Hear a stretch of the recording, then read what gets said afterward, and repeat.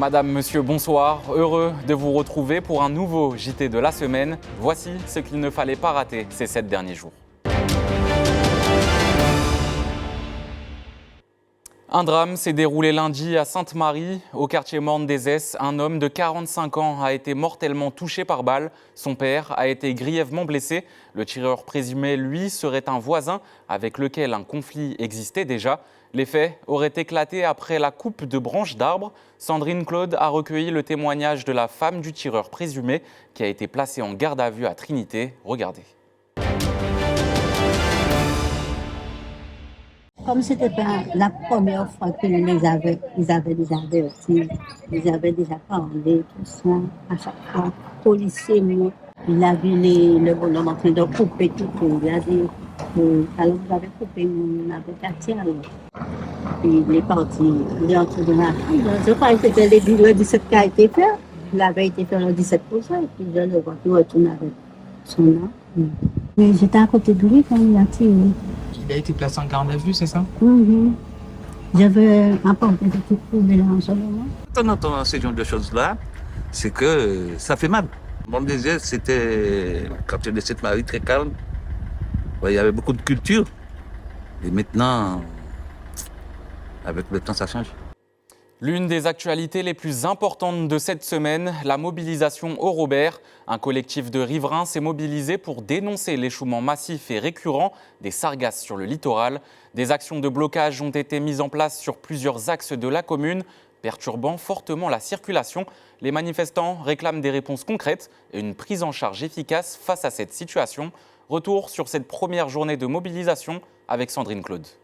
Au Robert, la RN1 complètement déserte. Une scène inhabituelle pour un jour de rentrée. Depuis très tôt ce matin, un barrage a été installé sur cet axe principal par un collectif de citoyens. À l'origine de la colère, l'échouement massif et répété de sargasses sur les côtes robertines. Il pointe du doigt ce qu'il qualifie d'inaction de la part des autorités. Bien sûr, ça ne nous plaît pas de déranger les automobilistes et le Martiniquais qui va travailler.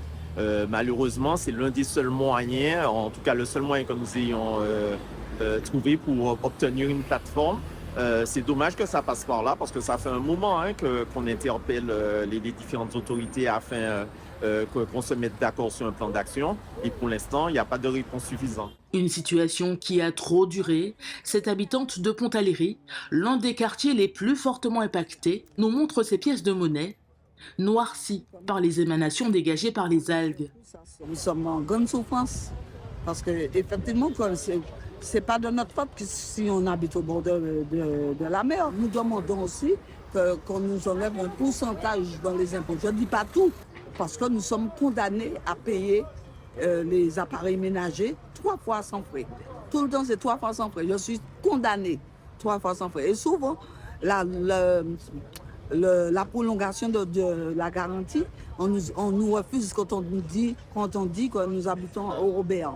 Bien que bloqués, les automobilistes disent comprendre le mouvement sans forcément en accepter la forme. On a besoin d'aller au travail, on ne peut pas être bloqué comme ça, on a besoin de passer. Donc bon, je comprends la mobilisation, mais je ne rejoins pas tout ce qui est bloqué à la route. Oui, nous comprenons. C'est force basot et puis ça va expliquer que l'État à côté des autres là qui gère ça parce que ça y prend l'argent, il peut même faire ça qu'il faut. C'était prévenu, donc on a eu quelques petits accrochages rapides, mais les gens après, par la suite, quand on leur explique, ils comprennent, on leur donne des chemins aussi, parce qu'on est en Martinique, donc on a cette chance d'avoir ce qu'on appelle des chemins chiens, donc ils comprennent et puis voilà, tout va bien, tout se passe bien. Plus loin, un autre barrage érigé.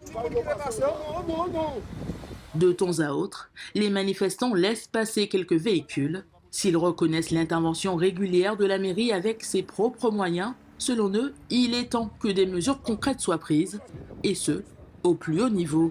L'État qui prenne aussi leurs responsabilités, parce que je pense que l'État a une part dans cette affaire de sargasses, et qu'il y a le gîte qui a été créé pour ça, et en ce moment, on n'a pas encore entendu vraiment parler d'eux. En cours de journée, les barrages sont devenus filtrants, permettant la reprise ponctuelle de la circulation. Sur le bord de mer, les machines affectées au ramassage étaient-elles à l'arrêt, malgré une nouvelle fois, une impressionnante nappe d'algues fraîchement échouée. Et après les excès des fêtes, beaucoup cherchent à reprendre de bonnes habitudes. Remise en forme, nouvelles résolutions, alimentation plus équilibrée. Chacun tente de repartir du bon pied. Une période où les envies de changement se multiplient. Alors comment les Martiniquais abordent ce début d'année? Côté bien-être, réponse avec Dorian Cayuela dans ce reportage. Comme chaque année, janvier est synonyme de bonnes résolutions. En Martinique, pour 2026, certains vont enfin se consacrer à leur bien-être, tandis que pour d'autres, prendre soin d'eux fait déjà partie de leur quotidien depuis longtemps. Oui, moi pendant les fêtes, je suis allé au sport la veille du 31, la veille du 24.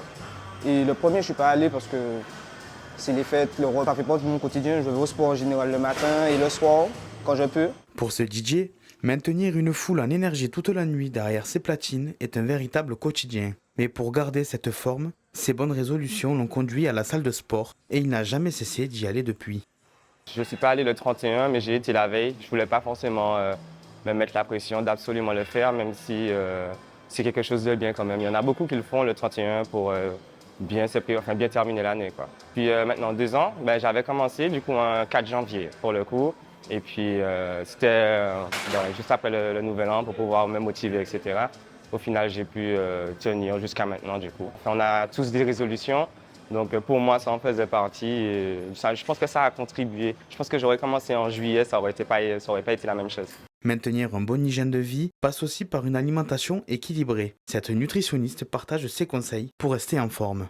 Alors j'ai envie de dire, comme tous les ans, il faut peut-être éviter de se fixer de gros objectifs en fait, parce que je vois plein de personnes qui se fixent des gros objectifs, en particulier sur la perte de poids. Je veux perdre 10, 15, 20 ou plus de kilos.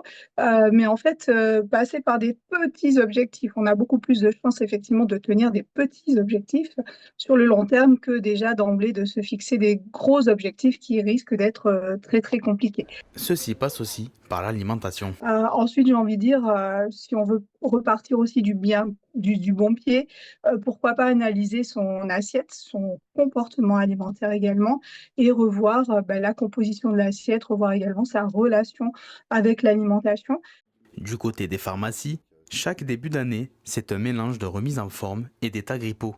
Les patients qui sont venus pour la remise en forme, pour enlever les parasites notamment, se nettoyer, faire des purges. Chaque début d'année, c'est les mêmes pathologies qu'on retrouve avec l'état grippal, donc chaque année. D'accord, mais au niveau de la remise en forme, c'est... Et la remise en forme, c'est chaque année, c'est pareil. C'est pour les nouvelles résolutions, les gens veulent prendre soin de leur santé, de leur corps. Pour une vie plus saine, l'équilibre entre alimentation, activité physique et petits plaisirs porte nom. Elle s'appelle 2026. Une autre actualité marquante de cette semaine est un tournant majeur en Martinique. Les élus de la CTM ont acté la création d'une autorité unique en charge de l'eau et de l'assainissement. Un changement institutionnel attendu, censé mettre fin aux coupures et harmoniser les tarifs sur tout le territoire. Mais sur le terrain, certains acteurs restent prudents face à cette réorganisation. Les explications avec Louis Sabas. Je propose que l'on passe au vote par groupe. Monsieur Briand. C'est un vote à l'unanimité des conseillers de la CTM, celui de la création de l'autorité unique de l'eau et de l'assainissement en Martinique. L'entité doit permettre une meilleure maîtrise de la production, du stockage et de la distribution, donc du prix de l'eau. Tout le monde sait qu'en Martinique, on a plusieurs coûts de production, donc on a plusieurs coûts de distribution et on a plusieurs coûts d'achat de l'eau.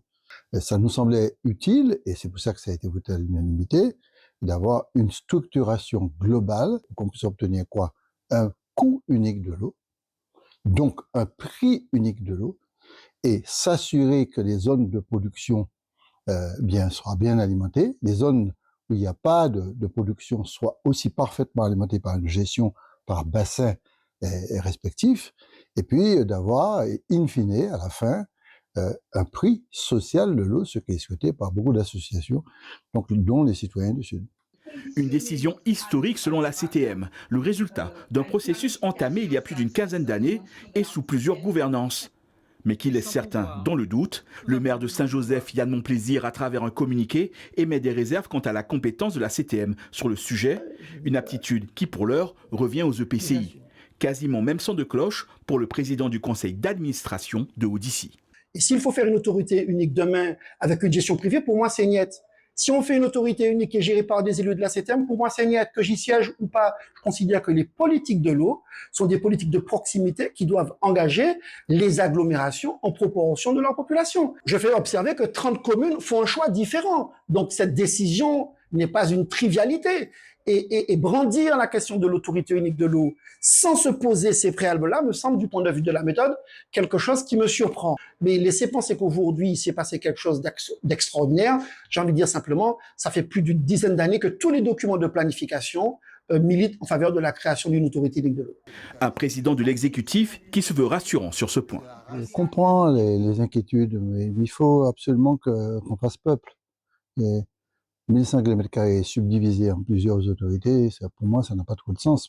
Maintenant, il faut respecter quand même les institutions, les EPCI et les communes. Et puis, il faut définir, ça se fera, les modalités de gestion. Ça ne veut pas dire que si on a une autorité unique de l'eau, tout se passera en régie à partir de l'autorité unique de l'eau. Il y aura des formules, c'est pas à moi de décider ça se fera dans les années qui viennent. Une étape de plus, la dernière, est franchie au niveau local. Reste à attendre le vote favorable de l'Assemblée nationale qui doit permettre à la Martinique de se doter de sa propre politique de l'eau, qui risque encore de couler sous les ponts avant son application en Martinique. Errance, toxicomanie, grande précarité, une réalité de plus en plus visible en Martinique.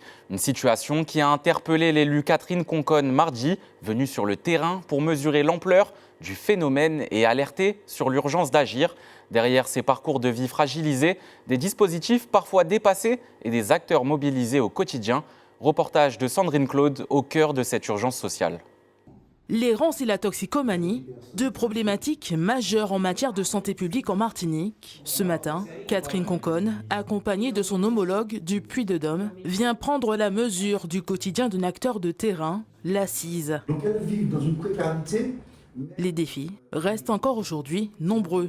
Nous avons évidemment les jeunes qui, très tôt, dans leur croissance, entament cette expérience de consommation de produits toxiques. Et nous avons évidemment les personnes vieillissantes, alors qui ne sont pas confrontées directement à cette consommation, mais qui subissent très souvent cette consommation parce qu'elles sont dans des zones d'habitat qui font que ce sont des zones où il y a de la délinquance. L'errance chez les femmes, et plus particulièrement chez les personnes âgées, vient vite au cœur des échanges. Le SAMU social, qui œuvre quotidiennement, aimerait la concrétisation de plusieurs projets pour les accompagner. La moyenne d'âge est de 60 ans, avec des troubles associés qui ne sont pas psychiatriques, pas forcément en tout cas, mais qui sont surtout de l'ordre neurologique ou alors perte de repères, avec quelquefois un diabète installé, malheureusement vu trop tard, parce que ce n'est que lorsque ces petites plaies deviennent des amputations qu'on réagit. Donc ce tsunami ira de mal en pire. De mon point de vue, c'est vraiment, il faut faire un focus sur les personnes âgées. C'est à Clarac que se poursuit la visite, dans les locaux de l'Attrait. L'association fêtera l'an prochain ses 30 ans. Le professeur Aimé Charles Nicolas est l'un des pionniers sur la question de la toxicomanie sur l'île.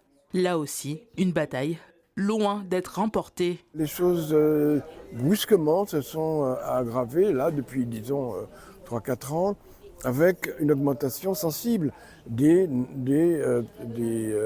toxicomanes qui errent dans les rues, les SDF. Il y a une sorte de comorbidité. Des toxicomanes qui sont également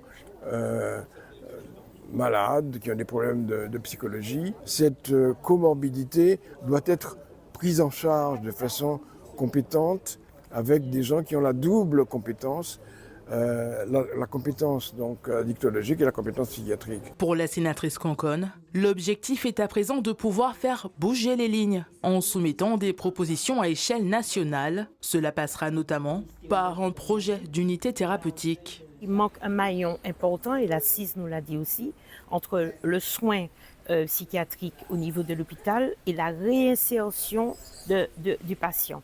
Et entre les deux, il y a souvent des décrochages, voire des retours à la case départ, c'est-à-dire à l'hôpital. Donc ce projet de communauté thérapeutique est pour moi très important.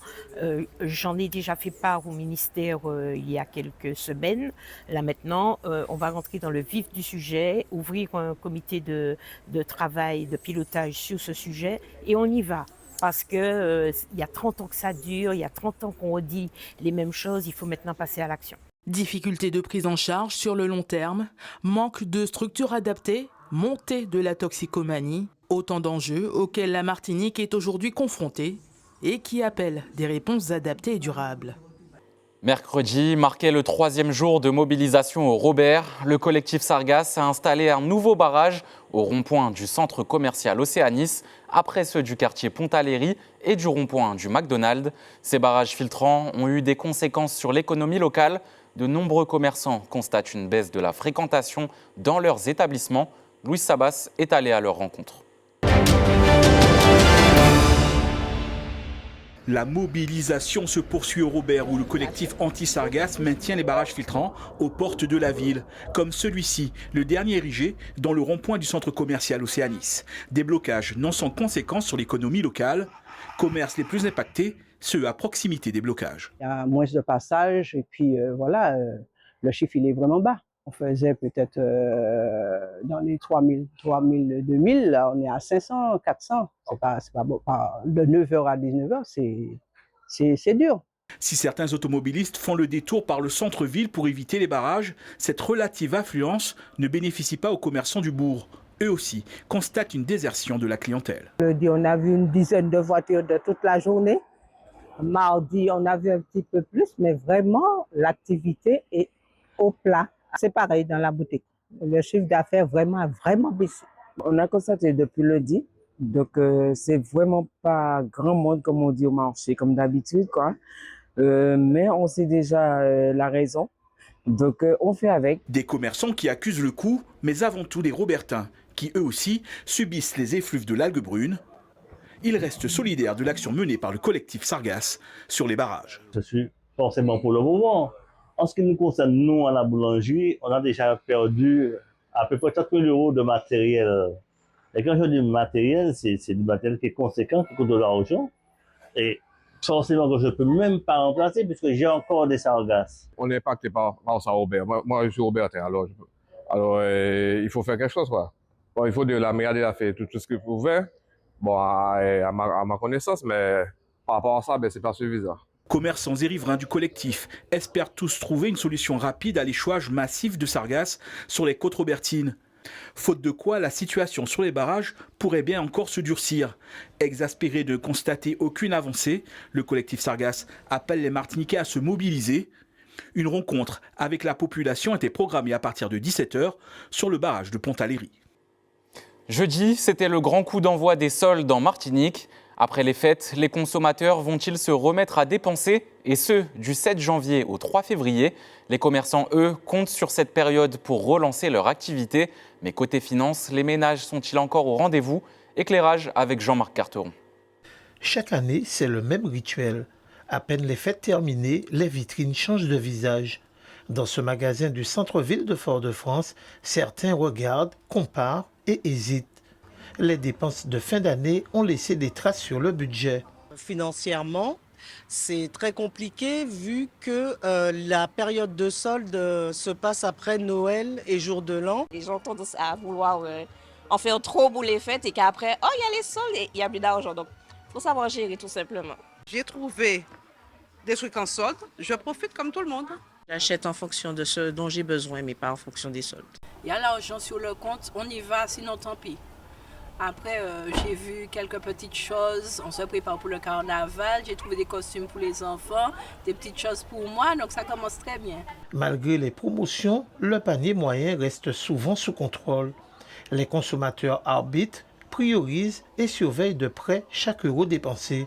Côté commerçant, ces soldes sont un moment stratégique. Objectif, écouler les stocks et relancer l'activité après un mois de décembre très contrasté selon les secteurs. Dans un premier temps, c'est un peu juste parce qu'on sort d'une période de fête, mais en même temps, on doit s'adapter à n'importe quelle situation. On a du stock parce qu'on a commandé pas mal de choses pour Noël et pour le 31. Donc le stock est là avec les bonnes marques. Et les deux périodes de solde tombent toujours bien parce que vous avez après la rentrée des classes et après Noël. Donc on va dire que ça va. C'est une bonne période puisque nous avons quand même le carnaval qui approche aux Antilles. On sait que c'est une période qui nous crée pas mal de ventes, en tout cas en magasin, puisque les clients achètent pas mal de choses pour confectionner leurs costumes eux-mêmes. Et du coup, pour moi, c'est une bonne idée, en tout cas, de faire des soldes juste avant la période du carnaval. Entre bonnes affaires et budget serré, ces soldes de début d'année s'annoncent mesurés. Une période d'équilibre fragile où chacun tente de faire le bon calcul. Au CHU de Martinique, l'unité de soins palliatifs change temporairement d'adresse. En raison des travaux sur le site de Clarac, les patients sont transférés vers le centre hospitalier Romain Blondet à Saint-Joseph pour quelques mois. Les équipes assureront la continuité des soins avec la même exigence et le même accompagnement. Un déménagement contraint mais encadré pour une prise en charge continue. Reportage signé Dorian Cayuela. En attendant de faire peau neuve, le service de soins palliatifs de l'hôpital Clarac a temporairement posé ses valises au centre hospitalier Romain Blondet. Les équipes ont tout mis en œuvre afin d'accueillir le service dans les meilleures conditions. Notre direction et moi-même, nous avons reçu une demande du CHU et de l'ARS d'accueillir l'unité de soins palliatifs de Clarac, compte tenu des grosses difficultés qu'ils avaient au niveau de leurs locaux, des locaux de Clarac. Il se trouve que le hasard du calendrier a voulu qu'on ait une unité de 15 lits qui déménageait suite à l'ouverture de notre EHPAD. C'est donc tout naturellement qu'on a joué le jeu de la solidarité avec nos collègues qui sont en difficulté et puis bien sûr dans l'intérêt des patients, de nos populations qui ont besoin de ces lits. Après avoir passé en revue l'ensemble des contraintes et des besoins, le centre hospitalier de Saint-Joseph a ouvert ses portes au service, garantissant une prise en charge optimale des patients durant cette période transitoire. On a transféré l'unité de soins palliatifs, donc l'USP, qui était basée à l'hôpital Clarac, donc fait partie du CHU de Martinique, sur l'hôpital de Saint-Joseph depuis lundi. Le 5 janvier, pour des raisons de travaux d'humanisation qui étaient nécessaires là, sur le site de Clarac et de nettoyage. Ce déménagement est prévu pour une durée normalement de 3 mois. Après, bon, on ne sait pas si ça sera plus, mais en tout cas au moins 3 mois. Le service continue d'accompagner ses patients avec un objectif clair, assurer des soins de qualité pour la population. Nous l'avions évoqué dans cette édition, la semaine a été marquée par les mobilisations au Robert. Vendredi, une réunion s'est déroulée dans la journée pour trouver des solutions contre les sargasses. Présidée par Farel François Augrin, le maire de la commune, et en présence du préfet, du président du conseil exécutif de la CTM, ainsi que des membres du collectif citoyen, les enjeux étaient de taille, compte rendu avec Yvan Lemar. La signature d'un protocole d'engagement de l'État, de la CTM, Cap-Nord et la mairie du Robert avec le collectif anti-sargasses, un document récapitulatif d'actions lancées dès la semaine prochaine. C'est un accord qui a été difficile, mais aujourd'hui nous avons réussi à réunir tout le monde pour pouvoir trouver cet accord qui a été satisfaisant pour nous. Je ne sais pas, je vais descendre vers mon collectif pour leur annoncer, mais pour moi ça a été une victoire. Premier point acté, à partir du 12 janvier, la mise en place de barrages. Nous avons proposé d'augmenter les effectifs dédiés au montage de barrages. Donc on passe à 20 personnes qui seront dédiées en fait, à ces montages. Et grâce à cette augmentation, on est capable de mettre en place un barrage à Bec-et-Ailleul en début de semaine prochaine et un barrage à Pointe-à-7 avant la fin du mois de janvier. Et pour les autres barrages, les autres secteurs problématiques qui sont Pointe-Lèche et Pont-Aléry, les travaux ont lieu durant le mois de février pour une mise en eau d'ici la fin du mois de février. Les collectes de sargasses seront relancées dès la semaine prochaine avec des moyens humains et matériels supplémentaires mobilisés par Cap-Nord et l'État. Il y a un dispositif qui existe déjà, que Cap-Nord a mis en place, qui est composé de camions, de tractopelles et d'autres engins. Alors, dans le cadre de la réunion que nous faisons là, il y aura une mise à disposition concrète de moyens pour agir ensemble, comme ça a été dit. La collecte en mer, j'ai pris la décision de réactiver cette collecte. Traditionnellement, elle a lieu à partir de fin mars, mais compte tenu de la situation, j'ai pris la décision de relancer tout de suite cette collecte. C'est un effort de près de 230 000 euros pour l'État. Au-delà de ça, j'ai demandé à ce que le RSMA puisse être mobilisé pour venir en aide à la commune pour poser les nouveaux barrages. Parce que là, on a des objectifs ambitieux pour le mois qui vient, avec trois barrages à poser.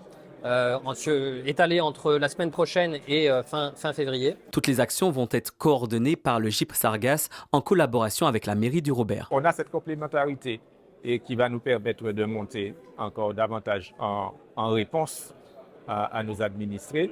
On aura apporté cette réponse qui sera beaucoup plus apaisante pour nos administrés parce que nous, on interviendra avec le GIP complémentaire, on interviendra sur tout le territoire du Robert qui est concerné par le ramassage des sargasses. Parmi les autres actions évoquées, l'accélération des procédures et la prise en charge en matière sanitaire et sociale, sans oublier les impacts sur les établissements scolaires, la valeur immobilière des secteurs touchés et la reconnaissance de catastrophes sanitaires. On est face à un drame, c'est d'ailleurs pour ça que j'ai pris tout de suite la balle au bon quand on a parlé de situation sanitaire de crise.